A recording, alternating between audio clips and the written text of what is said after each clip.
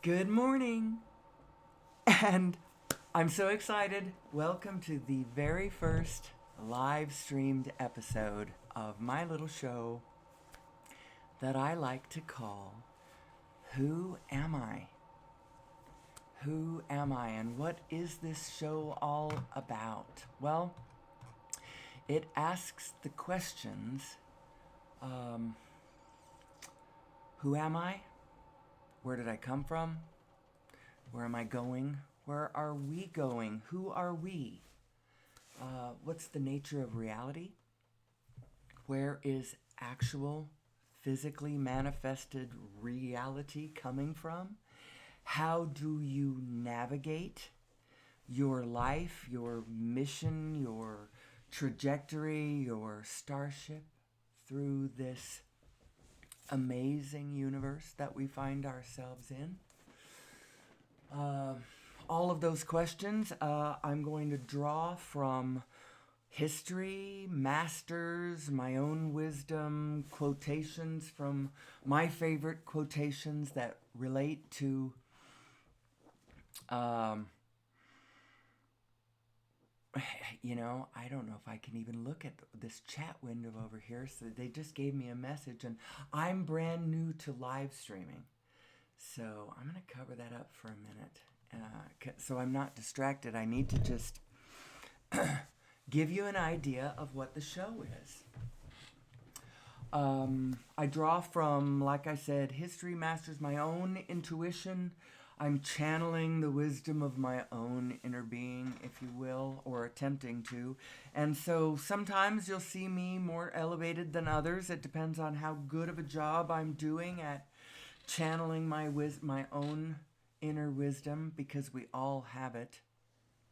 The question of the day is, who am I? And the objective is to try to get us to a better place here on planet Earth, to elevate our consciousness to the level of where we more fully understand what we're really looking at, and how the lens through which we are looking at it makes all the difference in what it appears to you as. So your own personal state of being is like of primary importance and all that sort of thing. But we talk about more than that, because ultimately the objective is to more fully understand our full reality, the physics of it, the mathematics of it, the how to join together in a more perfect union, how to understand this biofield around us, this divine matrix, if you will, the quantum field, the mathematics of the new unified understanding of the physical realities of the world, and how that is going to affect our systems as we put our lives together and our businesses together and our governments together and our world together. How how to understand it better. Sounds very grand. It isn't really. We're coming at it from a layman's perspective. I'm a citizen of planet Earth, and I need to generally understand these things. Generally, who am I? How does my own biotechnology work? How do I work my own body systems, to achieve maximum effect? What's the object of the exercise in life itself? How about that one? There's a good one. A good one to question, to think about. We're thinking about these things in really fundamental ways. We're not actually going to be telling anybody how to think or what to do or anything like that. It's more a question of understanding your own equipment so that you can get in alignment with your own equipment and the field around you, so that you're flowing, with the field around you. You're carried by the energy of the field around you and flowing with the harmonious patterns of the field around you, instead of floundering and flailing in a life that you're having a hard time controlling. Finding decent relationships, a job that you like, a decent, whatever. We're going to tackle all of this stuff over the days and weeks to come because I do this every morning. I'm doing it a little early this morning, but probably the reason is because I'm live streaming. And this is brand new. This is my virgin voyage. And I don't want to sound stupid, and I don't want to be maybe broadcasting at a time when, I'm going to be picked up by thousands of people right now. A little bit of stage fright. Anyway, who am I? So I have a set of scene changes that sometimes in the very best of shows, I don't change the scenes at all.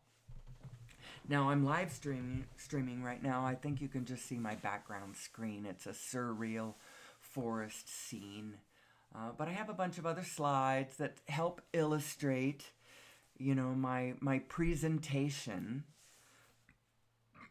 But then I've been doing this as a YouTube, just posting YouTube videos to my channel every day as though it was happening on a chronological basis, but sort of me practicing it started out me practicing my presentation, where I start at the beginning. I'm like, okay, so what's the idea here? Who am I? What is my thesis?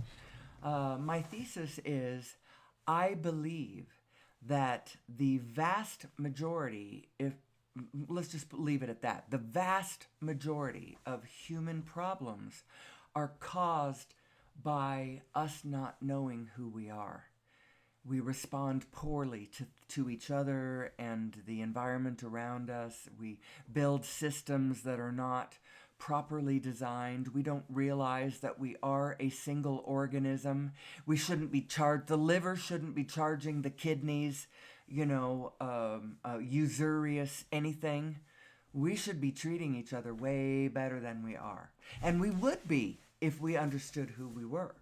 And actually, we would have an easier time of it, too, if we understood who we were. Because if we knew who we were, we would not be creating lack on planet Earth right now. We would be part of the abundance churning machine that is nature herself. And we would be co-assisting her in her belching of abundance, and we are capable of doing it. I drive sometimes south of Albuquerque, and you can see for miles and miles and miles and miles and miles, we are growing trees, nut trees, in the desert. You see it all over Arizona too. What do you need to do this? You need water and you need energy. Now, perhaps the reason that it's, makes economic sense to grow the nuts is because of the amount of nutritional value in nuts. They're very, very high in energy. And so the energy that you use to grow an orchard of nuts, I don't know. Actually, I got to be careful of this. I refer to things that I have referred to before. I have let me start at the beginning. I believe that we need to understand who we are in reference to source energy, and we need to understand source energy. What is source energy? It's where all the matter is coming from. What does that mean? Well, we're talking about physics, an understanding of physics. And what is the biggest problem in physics? This lack of continuity between our understanding of quantum physics and our understanding of Newtonian physics, like the orbiting of planets and the reaction of large-sized objects to one another. That's Newtonian classic conventional physics. And then quantum physics is all of these forces down at the level of the atom the strong force and the weak force that are holding the atom together in this really, really strong. The grip of the forces within the atom are really, really strong. And what's going on in the subatomic world, it's we don't have mathematics that unite the two of them, or we didn't. Now, the conventional physics world still has not, they haven't rang the bells and said, extra, extra, read all about it. Nassim Haramein has, done the math. They never did that because a lot of what he's saying implies some kind of interesting things about who we are and consciousness and how the whole thing works. But I believe that we really have to honestly, genuinely understand these things if we ever want to be galactic beings, to join the rest of the universe in traveling around the universe, and communing with the rest of the universe, because the rest of the universe is like the rest of the body. And until we really understand that we are one with this, and we need to be operating it without resistance, without fear and distrust, but understand where and how to trust. So, let's don't get ahead of ourselves. Nassim Haramein in 2012 did the mathematics that unified the the quantum and cosmological world. And what he discovered is that what unites us all is that we're all spinning. We're all spinning together. And we have this...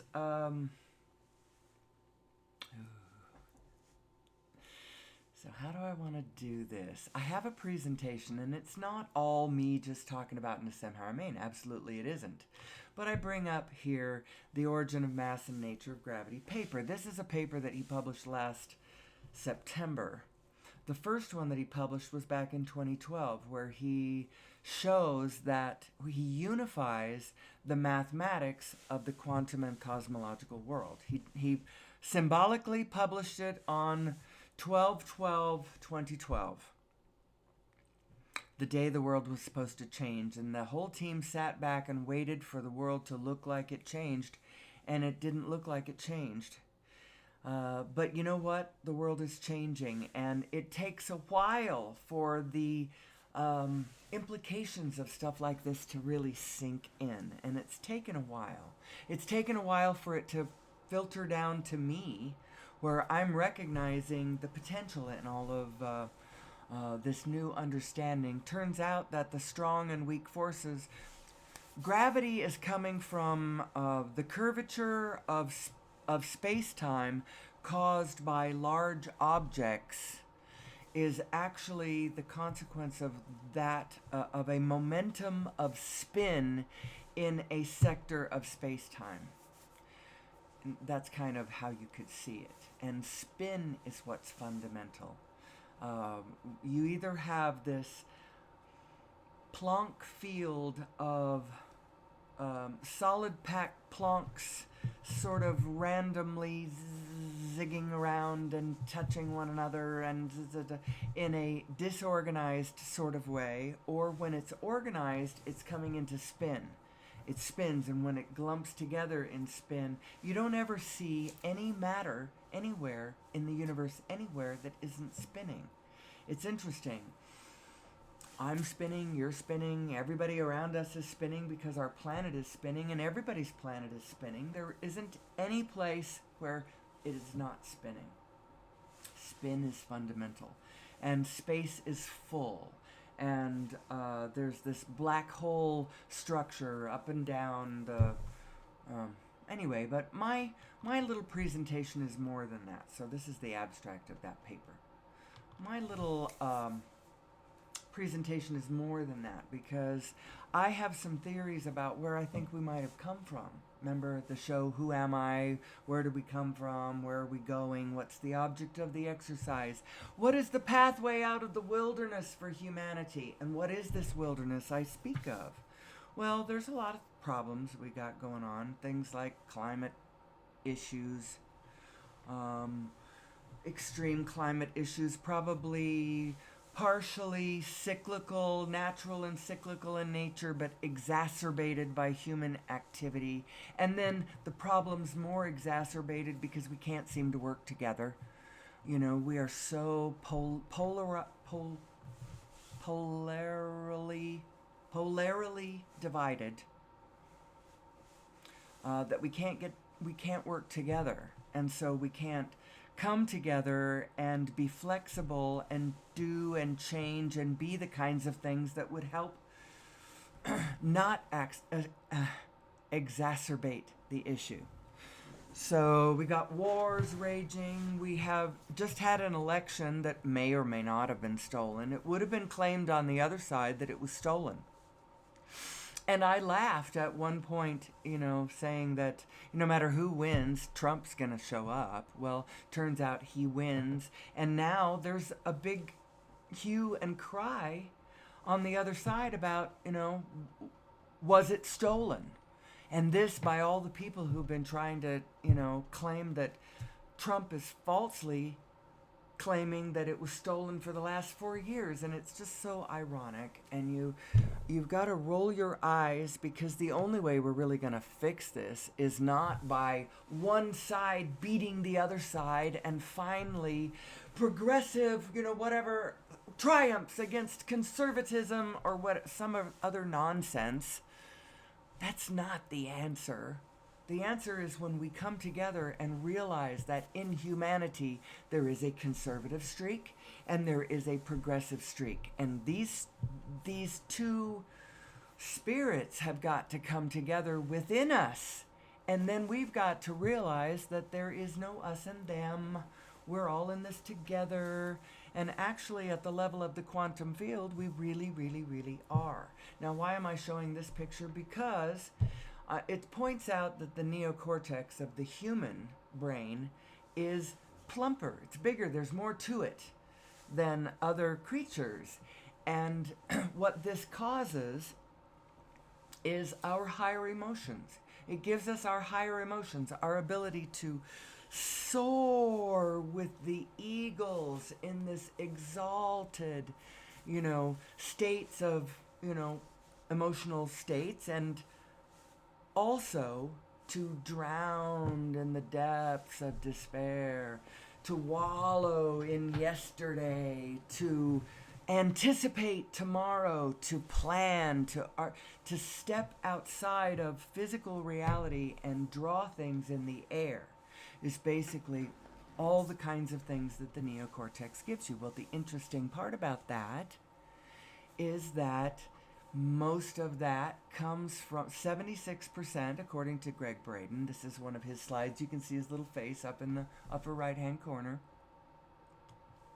This comes from Greg Braden, who draws your direction to this article over here, which I then went and looked up. It's in the Proceedings of the National Academy of Sciences. It's a peer-reviewed scientific journal where the different disciplines of science come together, excuse me, and publish their work. So I went and looked it up, and here I found the article.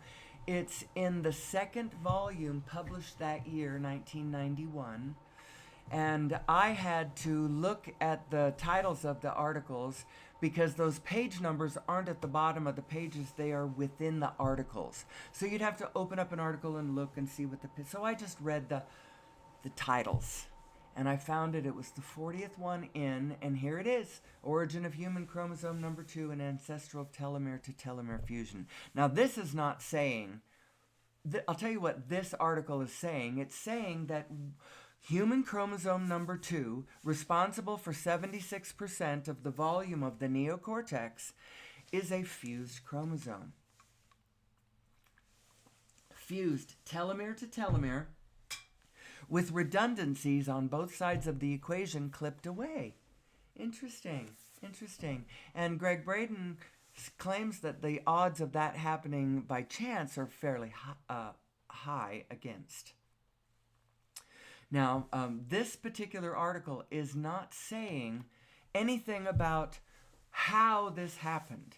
It's just saying when we sequence human chromosome number 2, we have to conclude that this is the relic here at the bottom here. It's the relic of an ancient telomere to telomere fusion and marks the point at which 2 ancestral ape chromosomes fused to give rise to human chromosome number 2. Very interesting. I think this is the missing link, you know. It's just me. I think this is where we became who we became, and it's implying that we got here through genetic modification. And it would explain a lot about our behavior across the planet, how many of us have, how many cultures have creation stories. We all thought that those could be explained by, you know, they're just metaphorical stories talking about the incremental Darwinian evolution that we have undergone through millions of years. It's just a way to, you know, a cute way to describe that. But we also don't seem to belong here in the sense that we are not naturally being harmonious with the environment around us. We create our own environment and then we just interact with that. We are not harmoniously blending and co-creating with the field, with the biofield around us. I mean, we can. As a matter of fact, human beings are the most amazing gardeners. And I think we are here to garden planet Eden. We are here to manage the planet. But we need to do it from not a human-centric, but a recognizing ourselves as part of an interactive field and how this field actually works. So my presentation goes a little farther. We're going to get a little farther than this. So we talk about your emotional guidance system, which is caused by the fact that you actually are two beings. You are two major components, and these two components are sort of made up of different aspects, but they aren't wholly different. They're sort of the Descartes Cartesian binary system, but these two things are one thing. This vibrational self that you are, that is connected to all things, and then this physical self that you are, that is your more conventional self, your conventional mind as your brain and your skull and your physical body and all of that. You're that self, for sure. You are. This is your expirational self. The other one is your eternal self.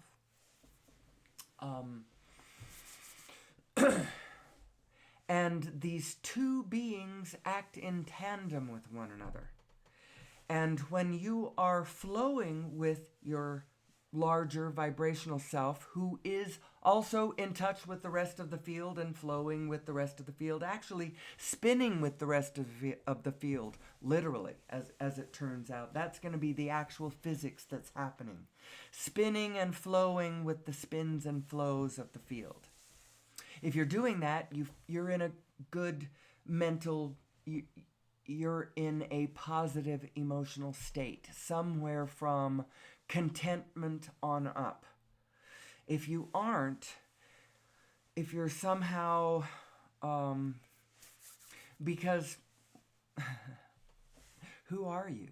You are two selves. And this picture, I know that this is an inadequate picture in this day and age, with AI and everything else being able to illustrate whatever you need to illustrate. This is a poor picture, but this is it. This, to me, illustrates your two selves, your two spinning vortices of attraction is basically what these two things are. You are spinning with source, and then you are spinning on your own. And when your own little spin is lined up with your source spin, then everything you do is blessed and flows from you with harmonious whatever with the rest of the field. You are supporting the rest of the field, and the field is supporting you, and everybody is zigging and zagging and dancing and frolicking in a beautiful way. And when you are not in alignment with yourself, then you find yourself in states of negative emotion, which there's your raw emotional guidance system.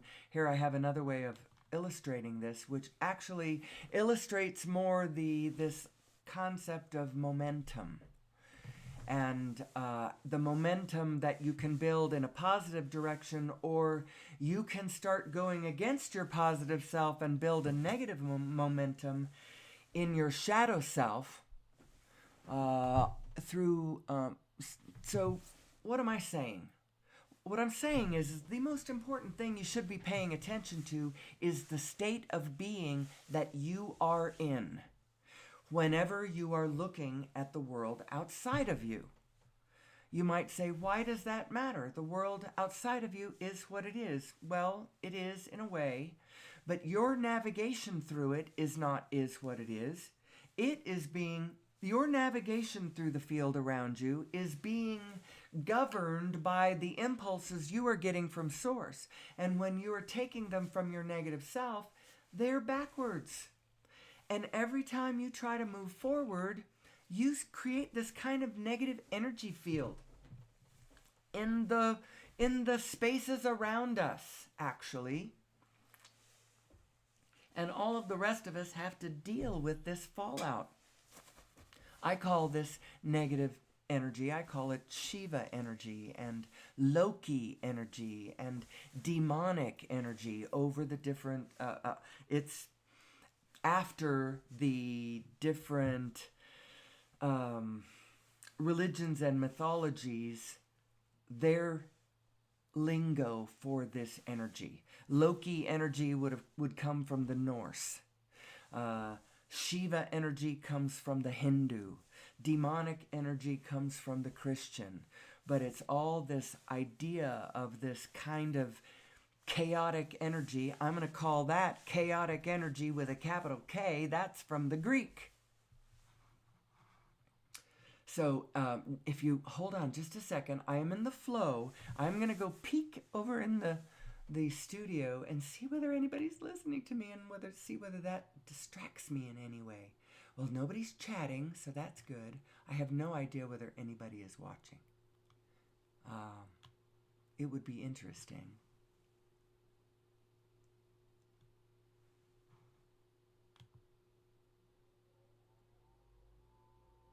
Nobody's listening. Okay, well, in a way that frees me. Okay, things are always working out for me. I put this show on at this time of day, and oh, you know what? I didn't describe this. I haven't done anything with this. I should have done that. Oh, why didn't I do that with Alexis? Oh dear. Maybe I should stop streaming. It's because I don't have any description of my video. Okay, I'm going to stop streaming. You know what? That was fun. Oh, you know what? I'm not going to stop streaming because I'm still doing my video. I'll just stream again tomorrow with a good description of it. It's just going to sound the same as I did it today. Nobody's listening right now because there's no description. Oh, I don't know I can pause. Okay, I won't stop streaming, but I'll pause my recording. I think I can do that. You know what? It just means I have questions because I don't know if you even can. I don't know how to identify my live stream up front. I forgot to ask that. Anyway, so here's your emotional guidance system, which shows you in this picture, you can see the momentum of negative. Boy, I was on a roll. I really was. I was on a good roll, and now I've interrupted the flow of myself.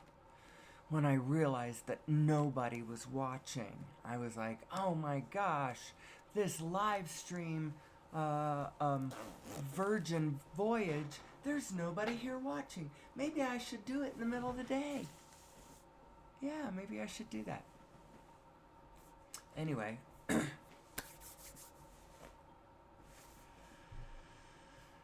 I have more pictures of the emotional guidance system. This emotional guidance system comes to us because you... You know, it's funny. What happened to me during the first part of that show is I imagined I'm actually talking to people.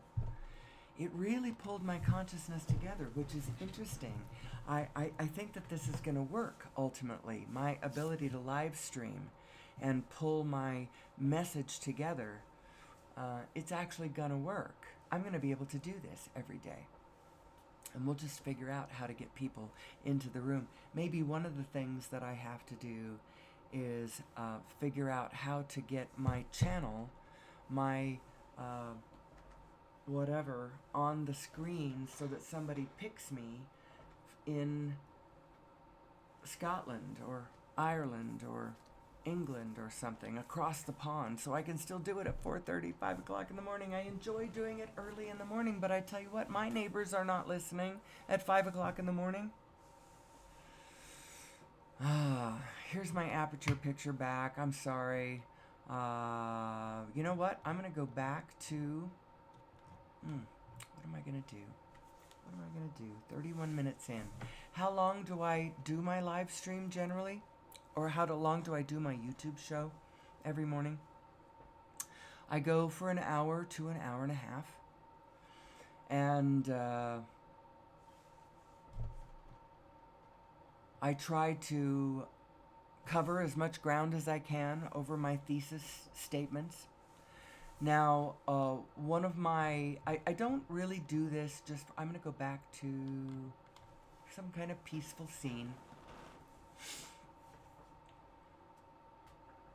I do have a reason why I do these things. I would like to help us understand that I think that we have a pathway out of the wilderness that we have created for ourselves.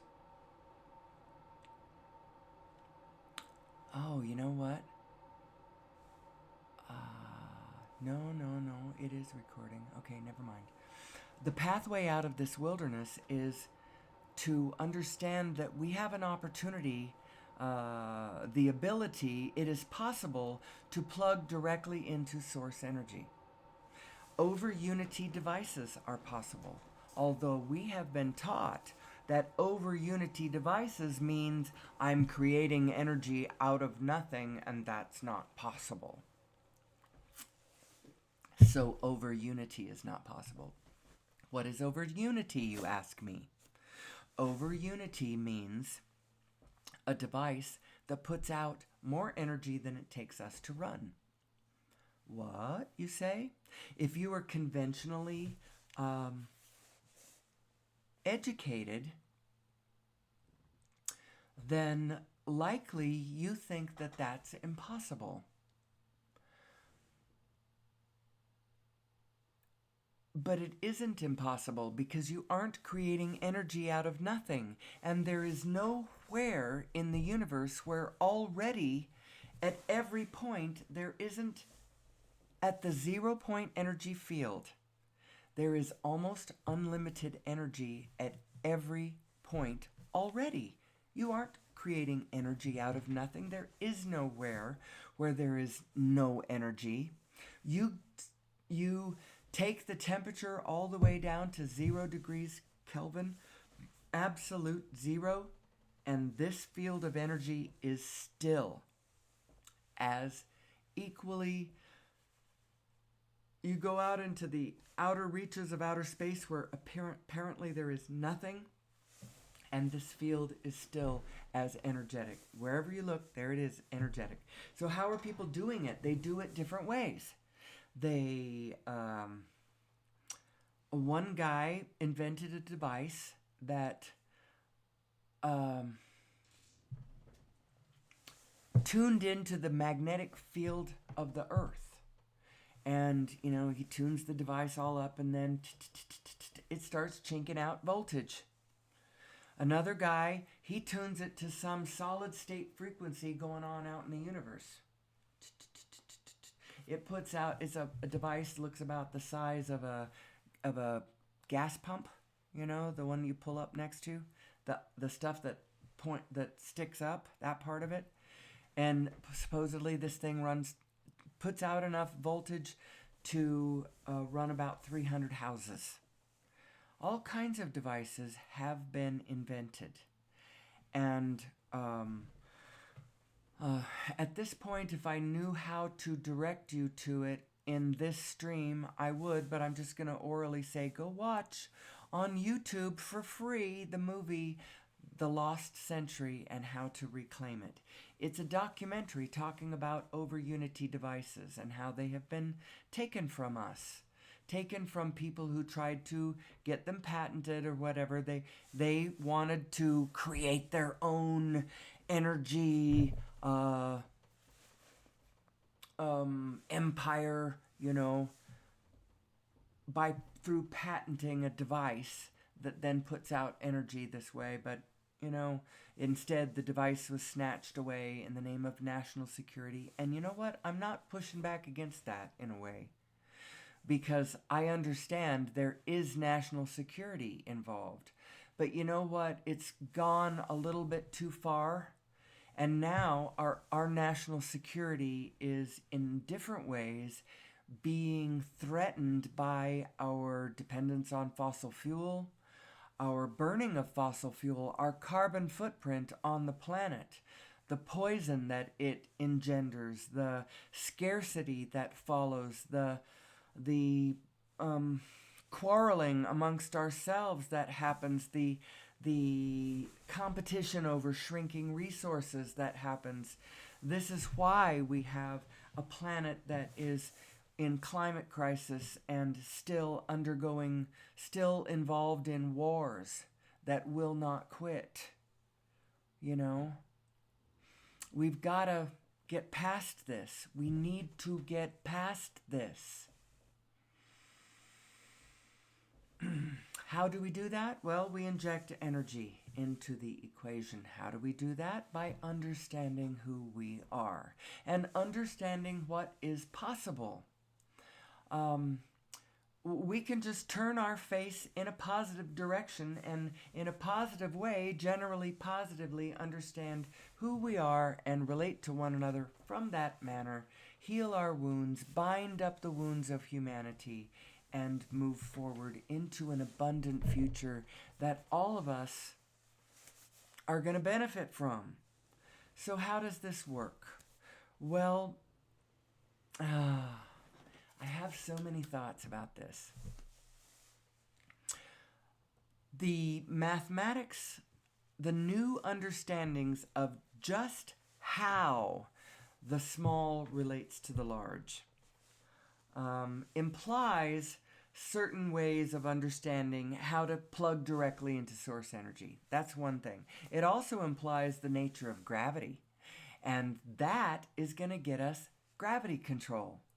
When we truly understand the source of gravity, yeah, okay, it's because the large object is bending the space-time and curving the... But what's doing it is the spin. It's because it's spinning.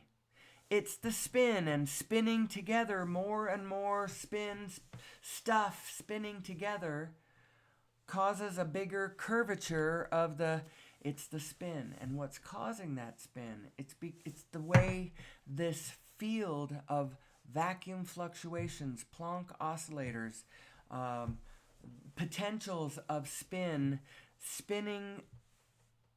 by themselves, they are an oscillator that's just doing whatever. When they start to glump together, they start to pull the field together in a bigger and bigger spin. Now, somehow the whole field is spinning together, and that's your source. And what does all this mean to me? It means pay attention to how you feel. Understand your own emotional guidance system. Also, understand that a fuller understanding of all of this is going to bring us all to, now I have been calling it freedom from fossil fuel, but I realize that that contains a level of resistance in it. And I don't mean to be resistant. I don't mean to be resistant against fossil fuels. They have been the vehicle that have brought us up to the speed that we are in now. They have been. And honestly, a century ago, we could not have been trusted with free, clean energy for everybody because Hitler would have had it. Now you might say, oh my God, now Trump has... Well, Trump is not Hitler. Trump is not an ideologue. Trump is an opportunist. Trump is a narcissist, me, looking for me to win, me to win, me to win, me to win. And he has discovered this formula where he is coalescing all this cooperative components over to his camp and his win. We could talk about that.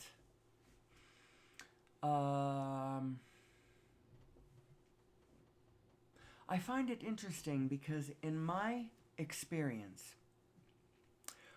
what keeps cropping up in my consciousness as being an important concept is the concept of the win-win.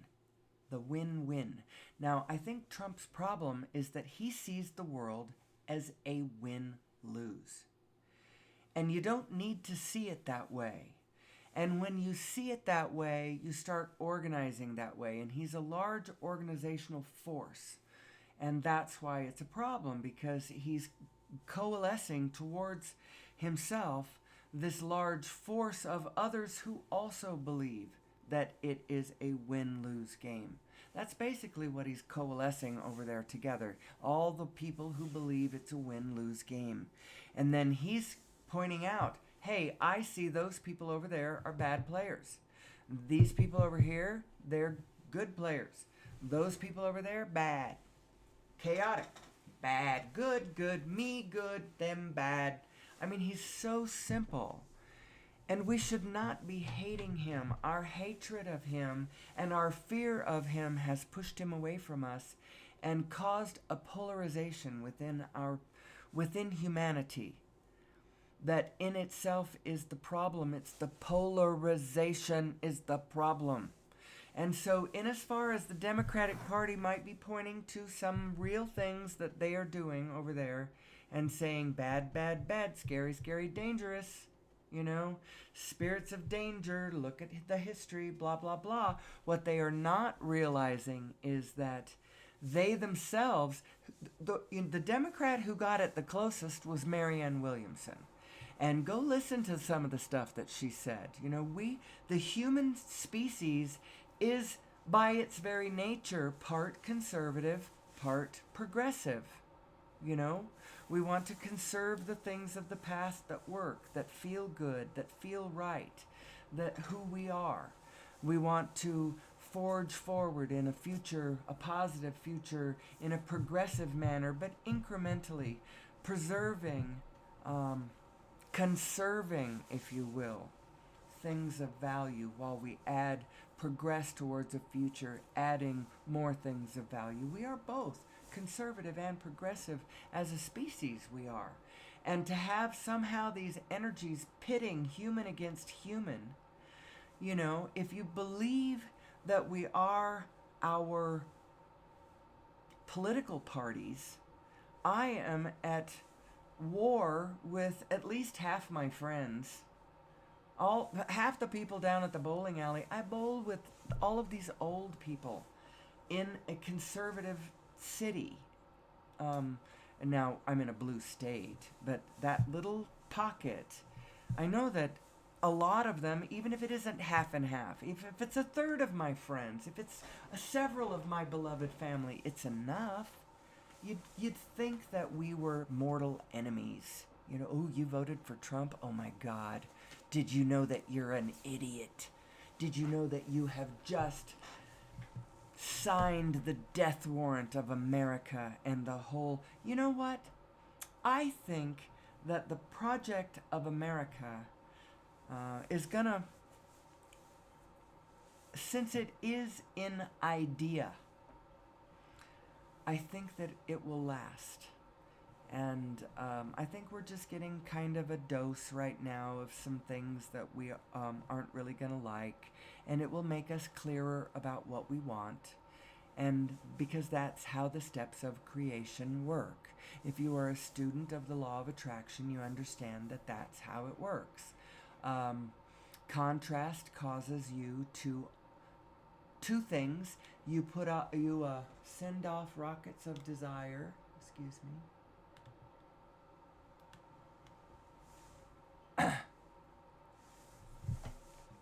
That your inner being rides to your fullest self and stays right there and then calls you to that vibration, come this way, you know, to that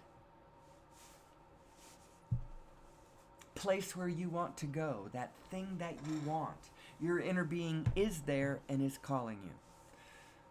What am I saying? Boy, did I just really jump. I just jumped the tracks, didn't I? Who am I? And I believe that on every level, us understanding who we are and getting into alignment with who we are as a larger creature, because we are not just our individual physical selves. Each one of us is our individual self, and a portion of the field around you is also still you. And you are not going to be okay unless the whole field around you is flowing a little better. Now, having said that, I'm going to say the opposite of it right now too. Because when I was young, we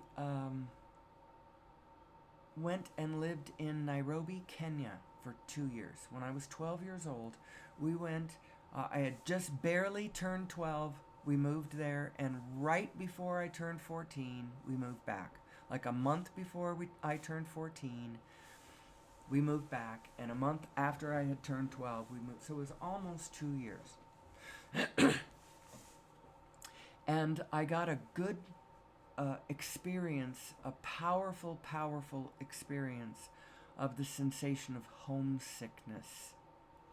The sensation of being torn away from your environment and put in a completely different environment. And now everything around you is strange, but you get this opportunity to define, oh, that part of me that I'm missing so much, that was the environment around me. The me, just the me that I am, that's, and this separation between the two of them, that's what causes homesickness.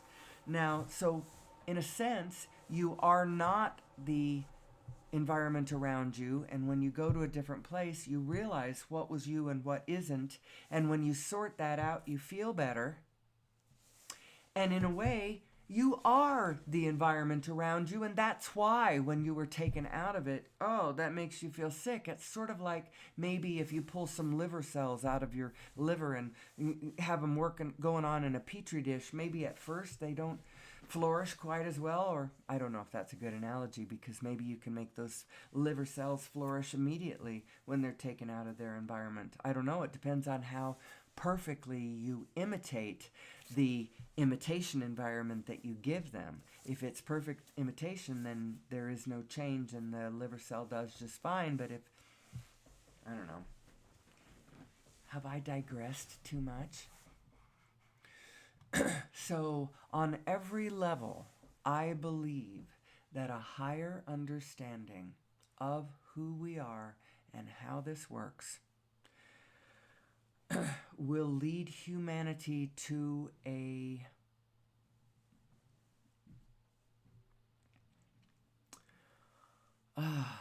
definitely a better future. And that is such an understatement that I'm grasping for different words because that's such an understatement. Bashar tells us that the pathway of the two earths is diverging right now in a fork that will make it, probably in consciousness, will be a harder jump to imagine one to the other, to live one to the other, to move from one to the other, to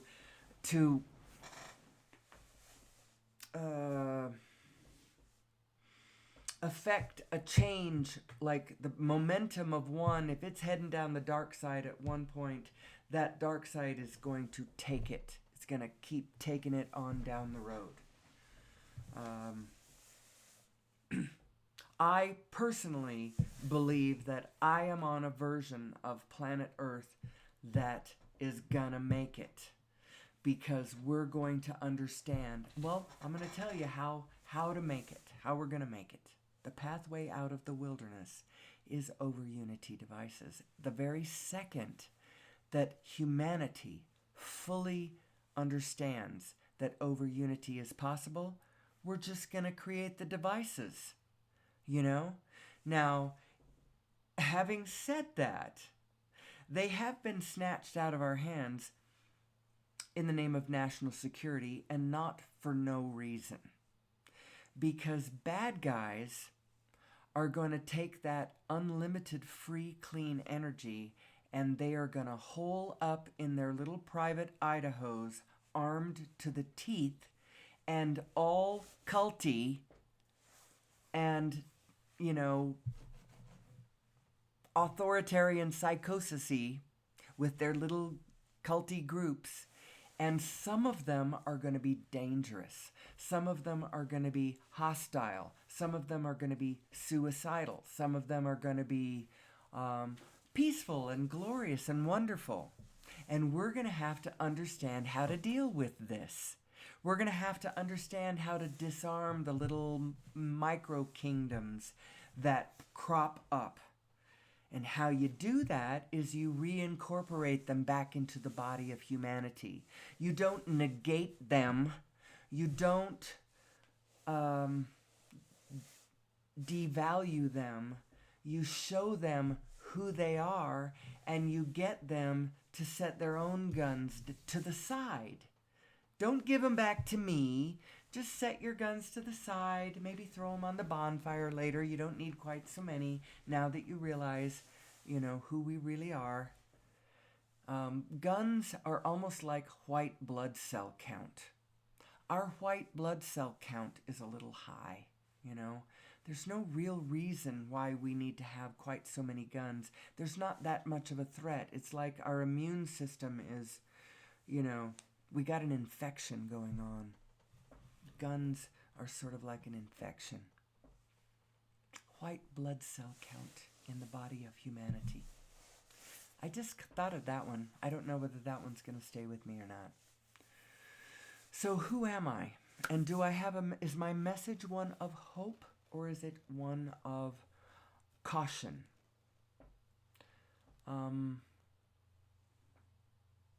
Absolutely, it is one of hope.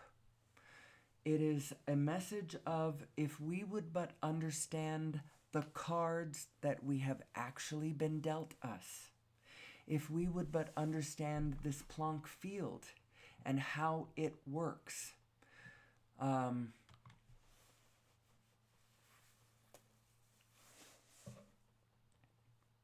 we would understand that we have all the tools that we need to fix every problem that we've got. So what do I think our problems are? Sixth mass extinction, underway right now on planet Earth, caused by human behavior this time. This time it's not caused by an asteroid. This time it's not caused by a volcano. This one is caused by us. And it is tearing into the threads of the diversity around this planet, the sacred and blessed diversity that is taking care of it is meeting the needs of every we're ripping it to shreds, and we need to stop it. We need to turn that trend the other direction. We still have war. We have, I used to call it Garbage Island. It's actually the Great Pacific Garbage, the Great Pacific Garbage something. It's a big spinning field of garbage, in vortex of garbage in the Pacific Ocean. It's a horrible thing. And we need to fix it because it's messing with marine life. And the water of this planet is like our blood. We can't be gumming it up with garbage. But clean, free energy, and we could recycle it all. We could recycle it now, but it would take so much energy to recycle it, to gather it up and recycle it. And that energy that we would have to use to gather it up and recycle it comes from fossil fuel, and it just isn't enough. We don't have enough to do that. But we would if we would plug into source energy. But in order to do that, we have to understand source energy. And in order to be trusted with that kind of energy level, humanity needs to understand who we are. Who are we? I think we are a genetically modified species. That means that there is intelligent species that can roam the galaxies because somebody would have had to come from somewhere else to do it. So that implies a lot of interesting things. Now, all of a sudden, you look at all the thousands and thousands of ancient pyramids all around the planet with new, credulous eyes. You go, oh, well, this must be some sort of, whatever. Now you start mathematically examining all of their placement and all of their architecture, and you go, I'll be darned. Look at what mathematically, all of this wisdom, all of this technology that is being expressed in... We start feeling different about who we are and where we came from. The problem is somebody created us, but they didn't give us a user's manual. They didn't tell us that this neocortex gives us this potential for negative emotion when we witness conditions that do not please us. And then when we follow that negative feeling and act from that negative impulse, we create a chaos around us that is disharmonious with the field. Because the field is is riding on the wings of pure positive energy. And so this negative self that we can be runs contrary and causes a kind of chaos in the field. And I have decided furthermore to always spell that with a capital K instead of a C. It's from the Greek. It's a god, actually, but it's a force. Chaos and coherence are the two forces. And one is electromagnetism and the other one is gravity. One is the spin going up and the other one is the water going down. Only it's not water going down. It's that comes from Nassim's analogy of water in the drain and how the spin of this field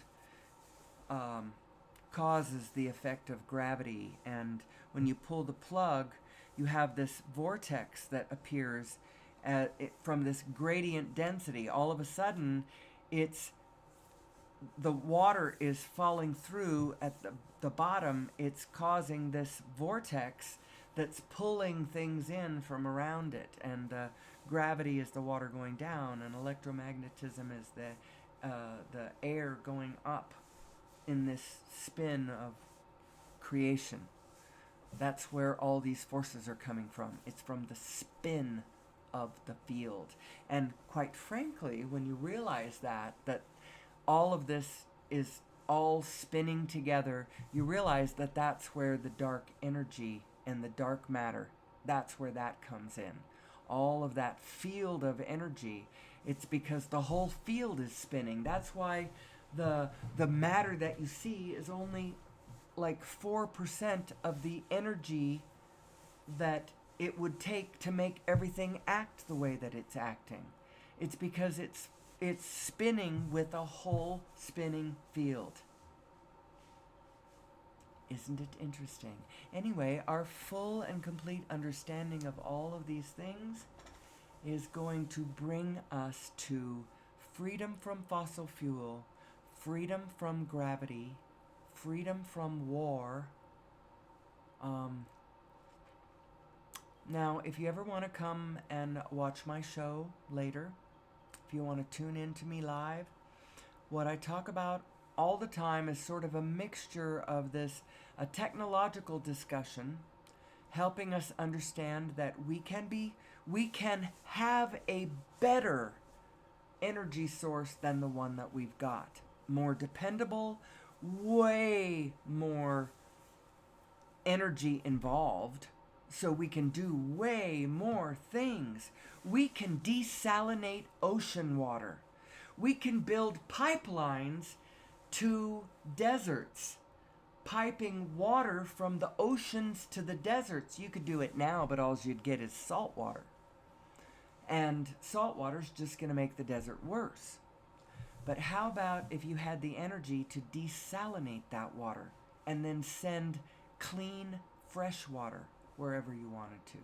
And even the building of the pipelines, how much is that going to cost? Well, why do I even say that? We build them now to pipe oil and tar sands and such around the planet.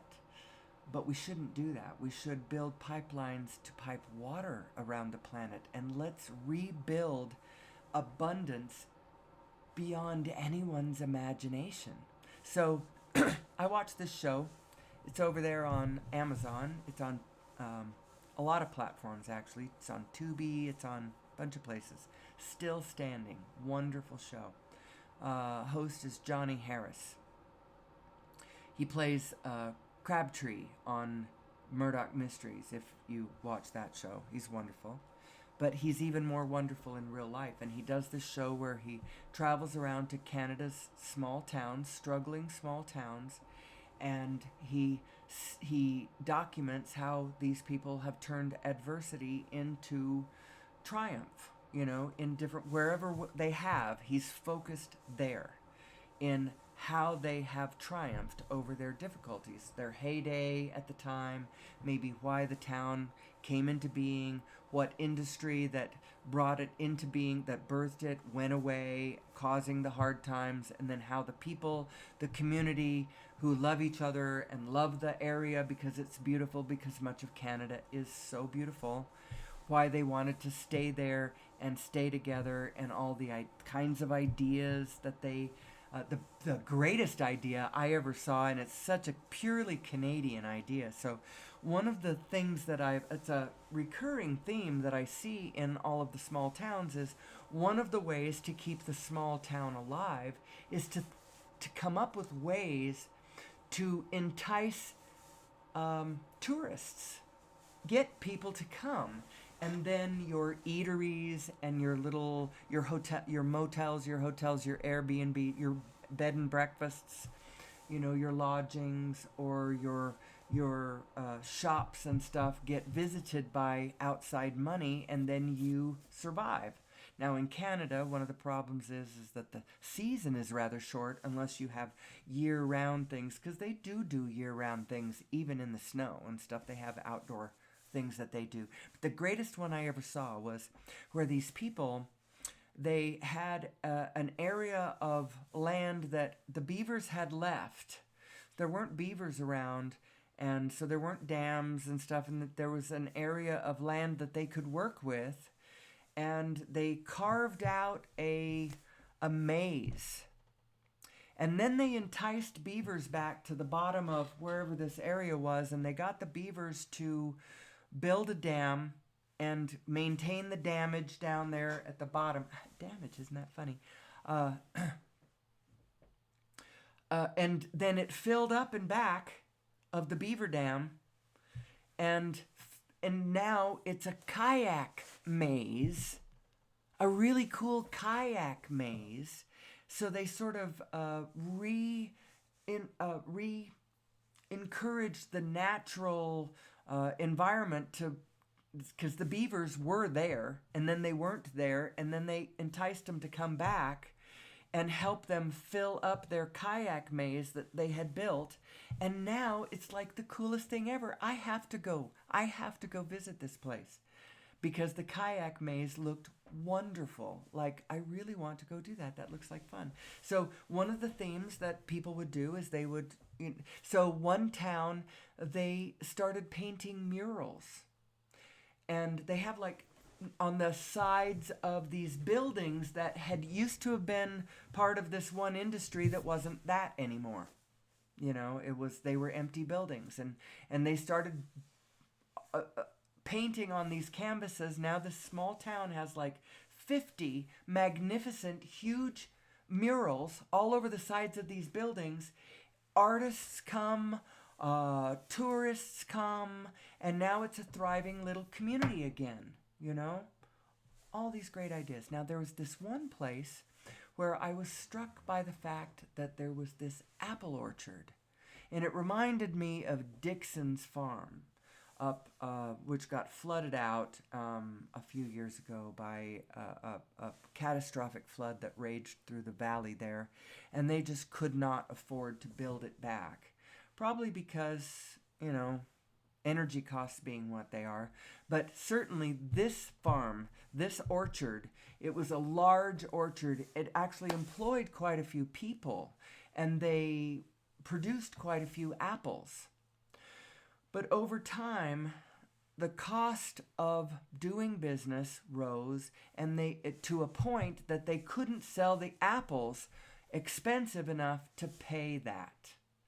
And so the orchard dwindled, and now it isn't a business. There's some trees there and whatever, and people kind of remember it, but it isn't what it used to be. Now, with free, clean energy, an orchard like that should have no problem whatsoever continuing to run into forever. How much, it's the cost of energy was the problem. Now you can run your farm equipment, you can do whatever. You'll have to pay some employees, but you don't have to ransom your soul for the energy price. The cost of energy is so expensive, it takes a huge percentage of your business. And if you don't have to pay that, then all of a sudden it makes a great deal of sense for agriculture. Small ag starts making sense again. One of the reasons that big ag took over in the 80s is because the cost of doing business was starting to get difficult but if we would develop an we are all in this together attitude, as well as adopting free, clean energy and allowing all of the separate parts just to go off into the bushes and do their own thing, and then would have to deal with the consequences of the cults and the kingdoms that would ensue. It's true. But you know what? This also speaks to my thesis, which is that if we knew who we were, that wouldn't be a problem. So who are we? We are a field.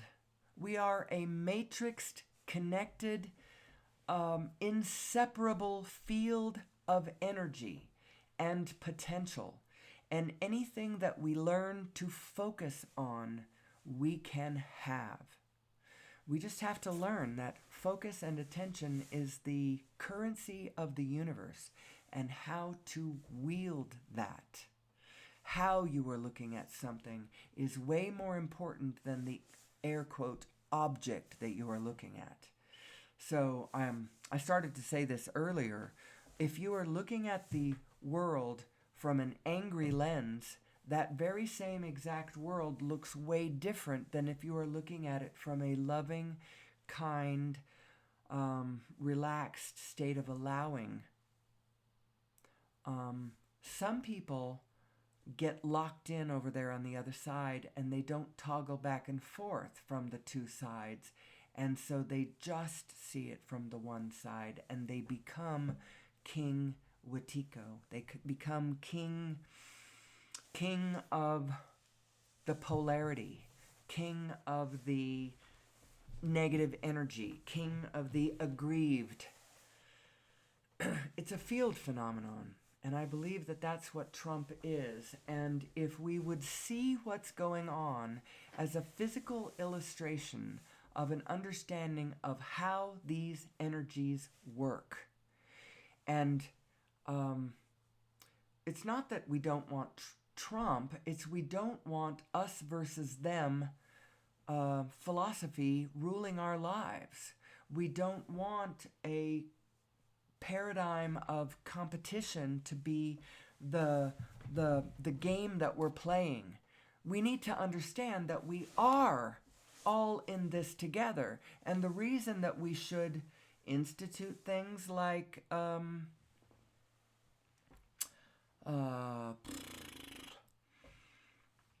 universal basic income is to allow the body of humanity to be more flexible, so that we don't have some people, for their own vested interest, clinging to modalities that are not good for the greater whole. Things like, right now, if we found a clean, free energy source that would benefit all of mankind, we have millions of people in the energy sector who would push back against that, saying, hey, if you take away oil, I don't have any way to pay my rent. You know, I can't keep my kids in college.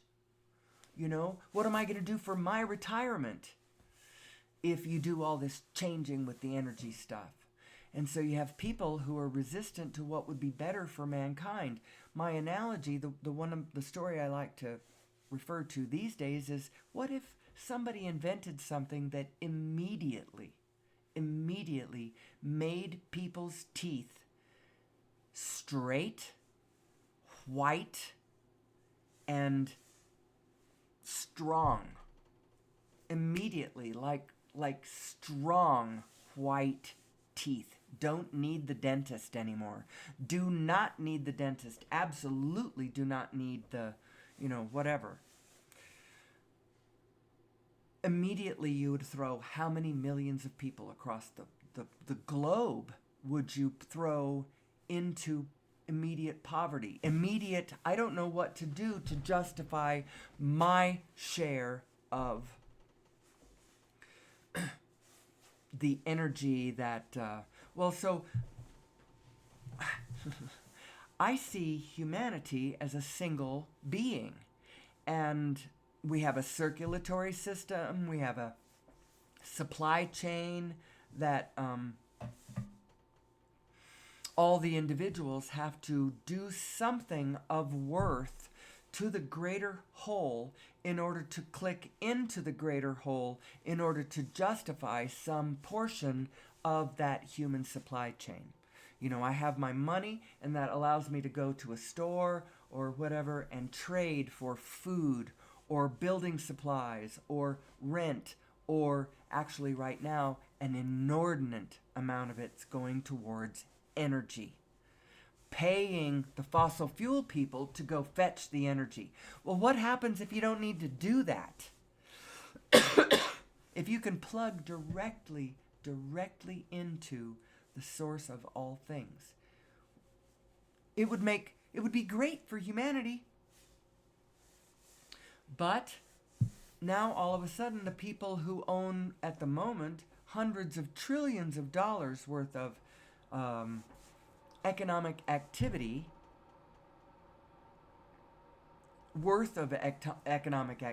especially when you calculate the ripple effect. There's the oil itself, but then there's the refining, and then there's the transporting, and then there's all of the gas stations, and then there's the system of a certain kind of vehicle that uses a certain kind of fuel, and and it's all very what's the word? Standardized, kind of the way it's going right now. Well, if all of a sudden that was a thing of the past, because how much better would it be if I could just plug my air conditioning directly into the source of all things, and I don't even have to pay anybody for the energy. I just have to pay somebody for the air conditioner. You know? Now all of a sudden the technology is probably worth more. And the energy is worth way, way, way, way less because the energy's free. So why would you? But now there's a lot of opportunity there because we have a lot of devices that need a conversion factor. Ooh. God closes one door, he opens another. Or he opens a window, closes the door, opens a window, closes the window, opens a door. All of that. We didn't talk much today about the miracle and magic of our design. The way our design is actually, we are designed to follow our own personal desires, our own personal win. And you can do it to the farthest extent that you can imagine and do no harm to the world around you as long as the win that you are looking at is the win, win, win, win. It's not just the win for you, it's the win for a large field around you. Win, win, win, win, win, win. So if I'm starting a business, it's the win-win for me and my employees and my customers and my neighborhood. The winningest win-win, that's what we should be looking for. Not F you, I've got mine, screw you, I've got it all, it's all about competition, sucker. It's not like that. That's not the actual paradigm we're in. Although, interestingly enough, we live in a universe that is so unconditionally supportive that if you play the game that way, it will echo back to you exactly like that, as though that is the truth of it. But it isn't really the truth of it. Or it's not the truth I would like to play out. That's one of the things that Hitler believed, that it was a win-lose, zero-sum, finite pie, have to stay in permanent conflict in order to prove who's worthy to survive. And, it's all about genetics and,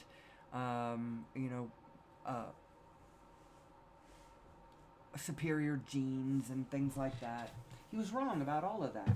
And that's why it didn't work.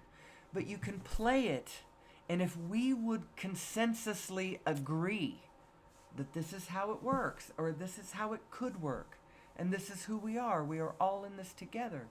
If we could agree on something like that, we could really build a magnificent present and future for humanity. As an intergalactic species, as a peaceful, cooperative, abundant, life-supporting, abundance-creating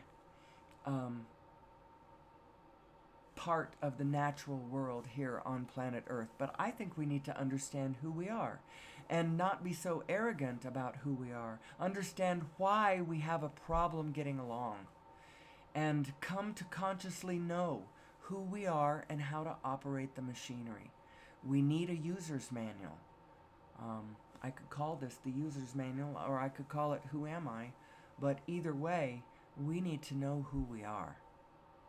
And I think that I'm going to call it a day. I'm right around where I don't know where I'm going to settle into the exact time. I probably should pick a time of day, and that time of day I'm on the air. And I go for X amount of time, and it's period. But we'll see. This was just my virgin voyage. I may or may not even leave it up on the thing. We'll see how it goes. It was pretty good. But until tomorrow, at which time I hope that you can come and join me. Maybe I need to do it at a different time of day if I want to have more listeners. Let me see if there's anybody in the studio. Is there anybody here? Oh, come on. Let's put this down. Anybody listening? I can't tell.